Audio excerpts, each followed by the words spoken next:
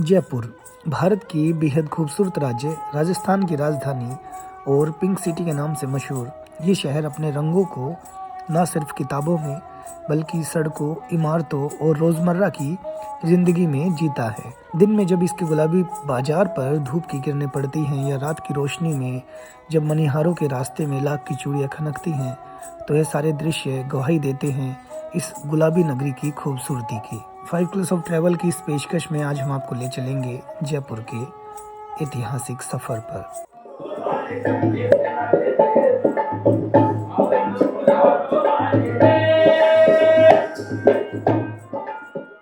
तो चलिए शुरू करते हैं इस शहर की पहचान हवा महल से।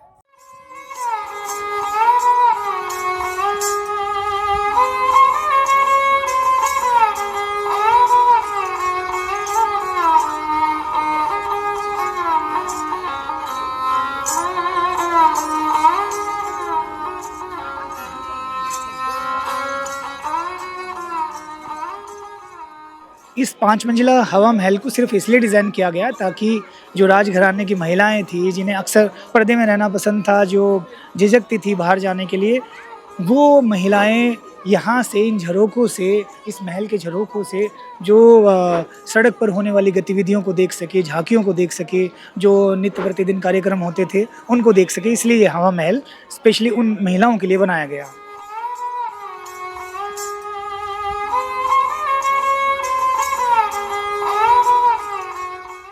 इस हवा महल का डिज़ाइन शहद की छत्ते की तरह किया गया था, जिसमें टोटल 953 खिड़कियां बनाई गई थी और इन खिड़कियों को बोला जाता था झरोखा।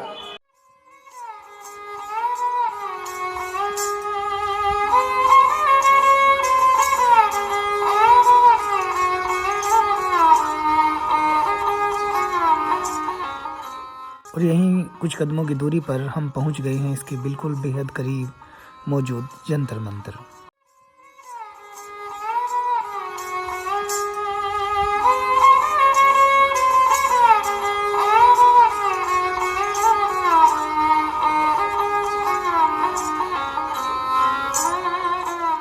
इस जंतर मंतर को बनवाने के लिए राजा सवाई जयसिंह द्वितीय ने जयपुर के 23 बहुत बड़े खगोलविदों की सहायता ली थी।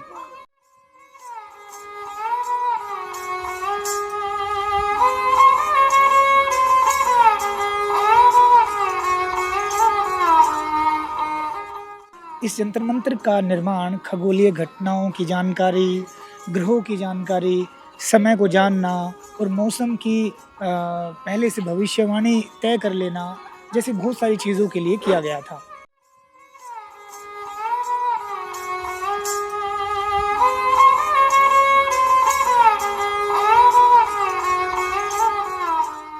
जंतर मंतर के बाद हम शहर के पुराने हिस्से की तरफ बढ़े और पहुंचे त्रिपोलिया बाजार की चहल पहल भरी गलियों में। और त्रिपोलिया बाजार का एक खास हिस्सा है मनिहारों का रास्ता, और ये क्यों मशहूर है आइए दिखाते हैं।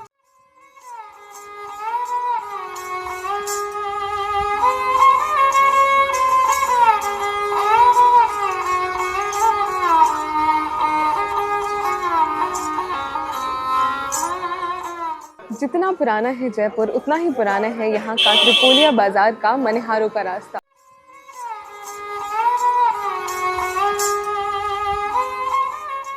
और यहाँ अगर आप सिर्फ लाख की चूड़ियों को खरीदते नहीं हैं, बल्कि उन्हें बनते हुए भी देख सकते हैं, क्योंकि यहाँ ऐसी बहुत सारी दुकानें मौजूद हैं जो राजा महाराजाओं के समय से चली आ रही हैं, जो सदियों पुराने समय से चली आ रही हैं। और वहाँ वो आपको बनते हुए इसकी प्रक्रिया दिखाते हैं कि ये लाख की चूड़ियाँ आखिर बनती कैसे हैं।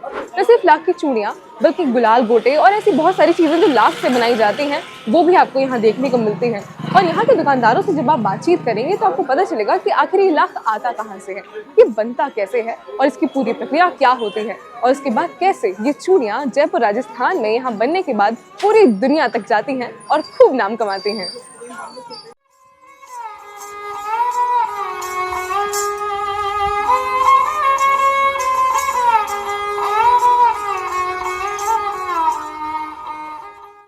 लाख से जो है बैंगल्स बनती है। लाख जो है पेड़ से निकलती है, और ये एक जो है लाख जो होती है एक लार्वा होता है, एक इंसेक्ट होता है, कीट होता है। वो जो है पेड़ों के ऊपर वास करता है, पेड़ों को खाता रहता है, ब्रांचेस वगैरह का, और जैसे हनी बी जो होती है शहद निकालती है रस चूस के, रेशम का कीड़ा है रेशम निकालता है, इसी तरीके से वो इंसेक्ट जो है अपने मुंह से जो है लार जो है पेड़ के ऊपर छोड़ता रहता है और वो पेड़ के ऊपर जो है कलेक्ट हो जाती है। आदिवासी फार्मर किसान वगैरह जो भी हैं जो इसका काम करते हैं वो इसको जो है कुरेद कर लेकर आते हैं और इसको जो फ़िल्टर किया जाता है। फ़िल्टर करने के बाद में लाख बनती है। ऐसे जो बनाते हैं एक तो अपर बेस बनाते हैं और एक इसका लोअर बनाते हैं, अंदर का जो होता है। अंदर वाला जो है उसके अंदर सॉफ्ट स्टोन पाउडर और एक रेजिन होता है, वो जो है उसका मिश्रण जो है एक गर्म कढ़ाई के अंदर पकाया जाता है, उससे ये सॉलिड हो जाता है। और ऊपर का कलर जो होता है वो शाइनिंग वगैरह फिनिशिंग वगैरह के लिए होता है। वो पेवल लाख के अंदर कलर मिलाया जाता है। कलर जो है नेचुरल भी डलते हैं और सिंथेटिक्स भी डलते हैं, दोनों ही तरीके से डलते हैं। लाख का बैंगल्स का जो है ऑल इंडिया के अंदर तो बिकता ही है और बाहर से भी जो पर्यटक विदेशी वगैरह जो आते हैं वो तोहफे के रूप के अंदर अपनी यादगार के रूप के अंदर जो यहाँ से बनवा कर लेकर जाते हैं बैंगल। ये लाख के ऐतिहासिक गुलाल गोटे हैं। ये किसी टाइम में राजा महाराजाओं के लिए बनते थे। आजकल जो है यूट्यूब पे और ये चैनल वगैरह पे आने लगा ना, जब से इसकी डिमांड काफ़ी बढ़ गई है। ये 250-300 साल से इसी रास्ते में बनता हुआ आ रहा है। और ये अरारोट की गुलाल होती है हर्बल, इसमें कोई साइड इफ़ेक्ट नहीं होता। ये लाख की गोलियां लेके फुला करके इसको बनाया जाता है और इसमें अरारोट के हर्बल गुलाल भर के सील लगा देते हैं, बस इसको एक दूसरे पे फोड़ते हैं।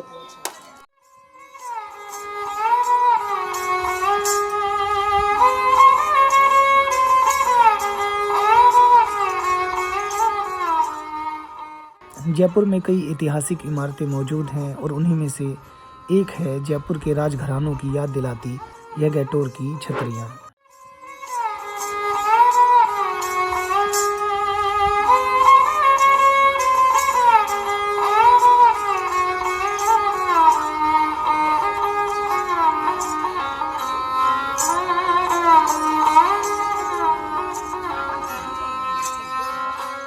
क्या आपने कभी सोचा है कि जयपुर के राजघराने अपने मृतकों का दाह संस्कार कहाँ करते थे? तो इसका जवाब आपको मिलेगा इन गैटोर की छतरियों में।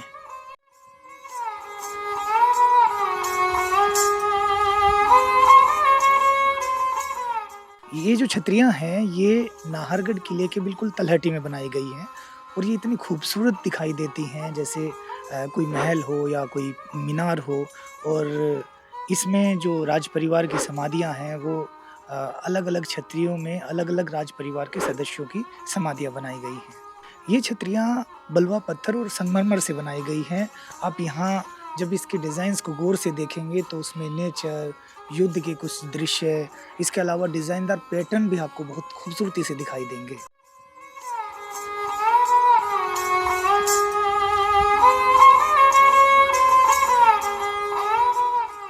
सफ़र में आगे बढ़ते हुए हमारी गाड़ी मुड़ गई एक आध्यात्मिक रास्ते पर और फिर हम पहुँचे गलता जी टेम्पल।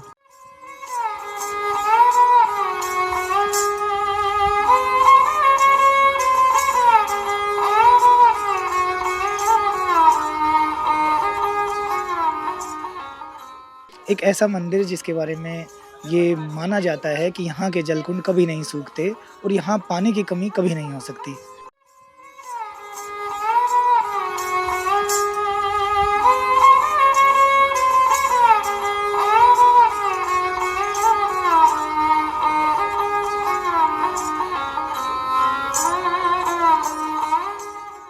दरअसल यह मंदिर बनवाया था जयपुर के महाराज सवाई जयसिंह द्वितीय के दरबारी दीवान राव कृपाराम ने।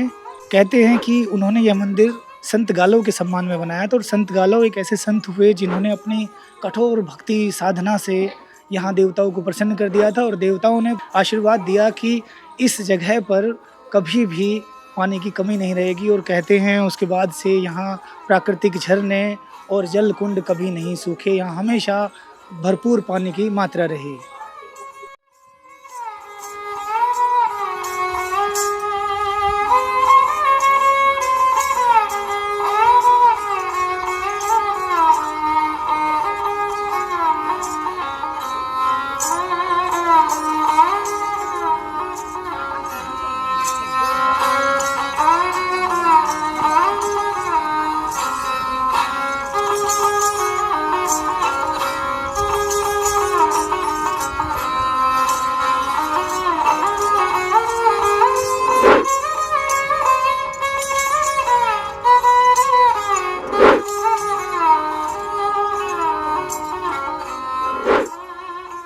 कनक वृंदावन घाटी।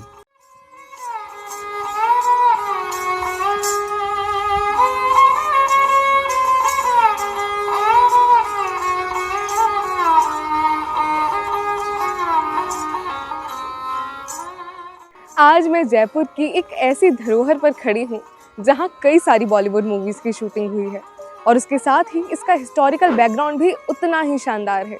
इसे लगभग 280 साल पहले यहाँ के राजा महाराजा सवाई जयसिंह द्वितीय ने बनवाया था।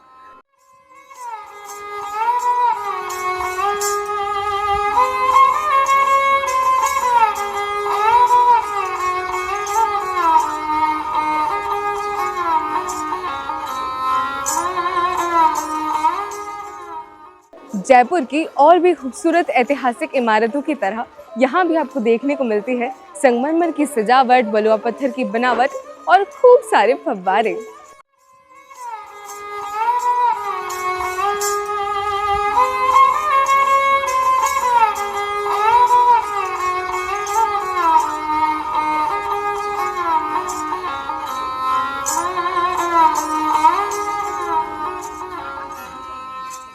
और फिर हम पहुंचे एक ऐसे महल के पास जो पानी में बना हुआ है। यह है जल महल।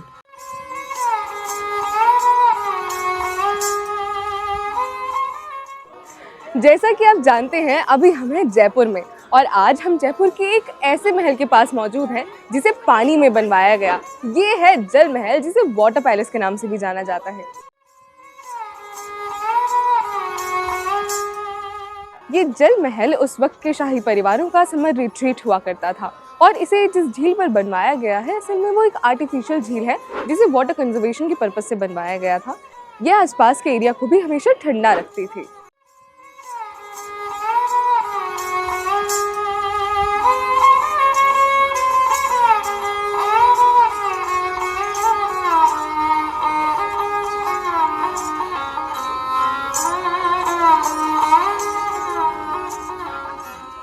और फिर अगले दिन हम पहुंचे आमेर का किला। तो चलिए देखते हैं क्या है इस आमेर किले की कहानी।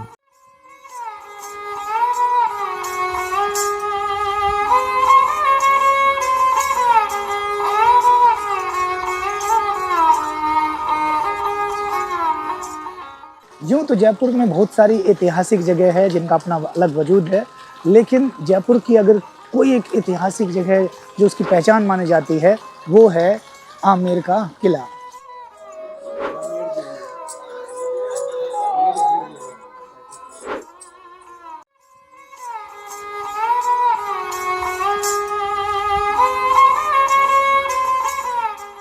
राजस्थान के सबसे खूबसूरत किलों में से एक आमेर का किला न जाने कितनी बॉलीवुड फिल्में, कितनी हिंदी फिल्में और कितनी ही शानदार फिल्मों का साक्षी रहा है।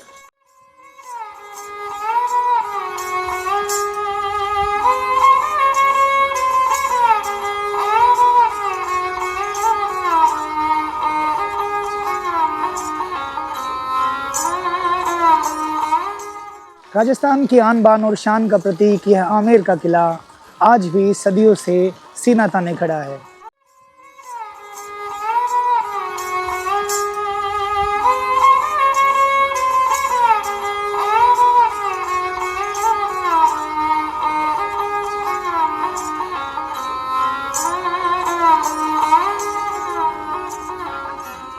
वीरों की धरती कही जाने वाली जगह जो अपने आप में पूरे राजस्थान का इतिहास समेटे हुए हैं।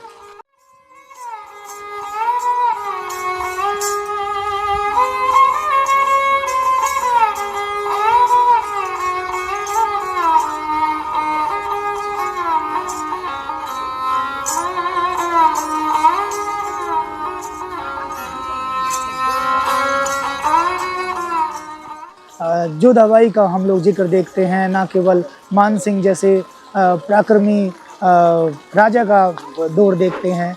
यहाँ इतने सारे शासक हुए जिन्होंने राजस्थान की धरती से वीरों का इतिहास लिखा।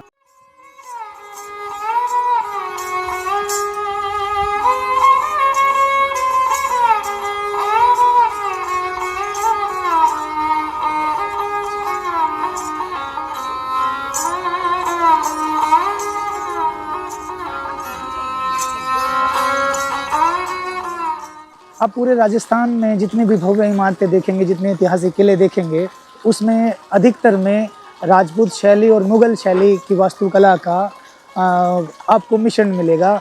सेम यहाँ पर भी इस किले में भी आपको राजपूत और मुग़ल शैली की वास्तुकला दिखाई देगी।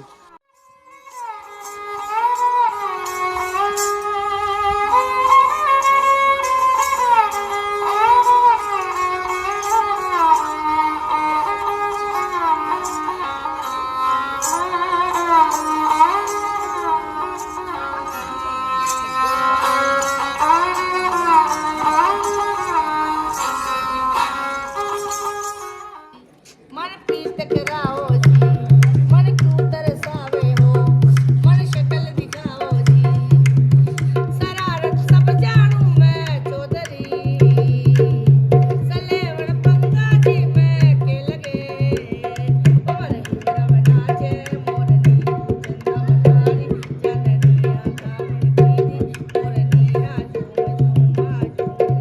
जयपुर के सफ़र में हमने ट्रैवल के 5 कलर्स को एक्सप्लोर किया, जहां हमने हवा महल से लेकर मनिहारों के रास्ते तक को देखा और जाना कि आखिर क्यों यह शहर गुलाबी नगरी कहा जाता है और राजस्थान की शान माना जाता है। अगर आप भारत के अन्य शहरों के भी 5 रंगों को जानना चाहते हैं तो जुड़े रहिए और अभी सब्सक्राइब कीजिए हमारे YouTube channel 5 colours of travel को। धन्यवाद।